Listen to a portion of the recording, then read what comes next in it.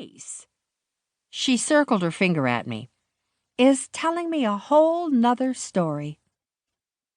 The idea of watching Jilly grow gray was like watching my own mortality.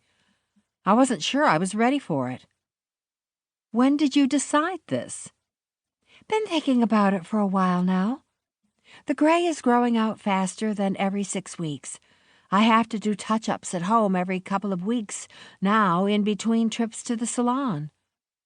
I do my own color. It's not that big of a deal. I can teach you. She placed her hands on her rounded hips. I'm going gray, Nora, and that's the end of this conversation. I winced. It's your life. It was Jilly's turn to roll her eyes.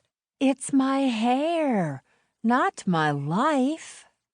I raised my brows, but left it at that.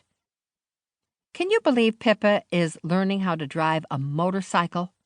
I asked, changing the subject.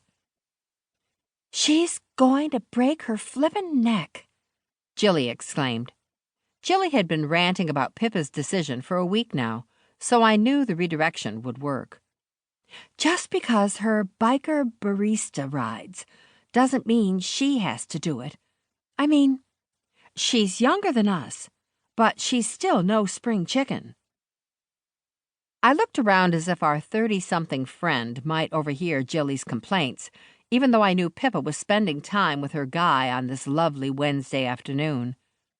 This was her only chance for time off, considering we were 2 days away from Memorial Day weekend, one of the biggest tourism weekends of the year.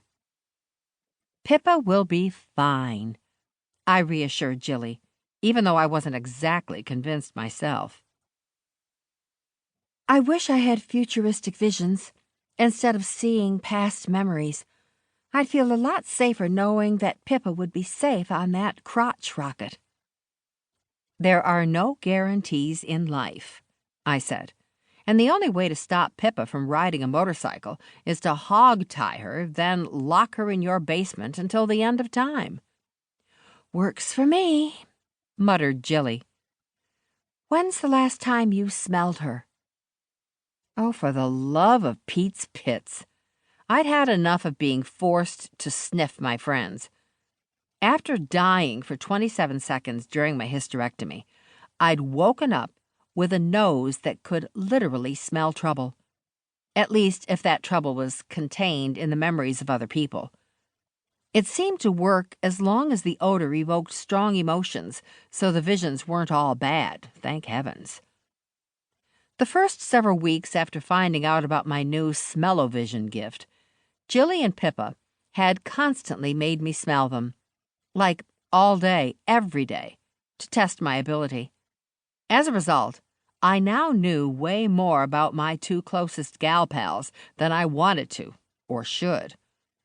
I was so happy when the shiny newness of my ability finally wore off and they stopped shoving their wrists under my nose. Geordie will make sure she's safe, I said.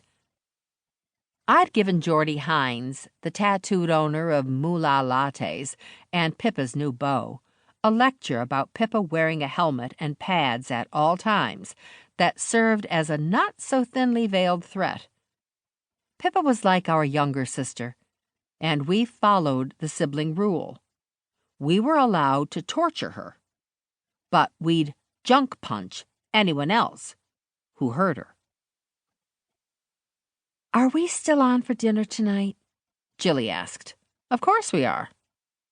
My BFF had been a little lost this past week because her ex-husband, Giovanni Rossi, had called a few weeks back and asked if the teen twins could fly out to Vegas to spend time with him.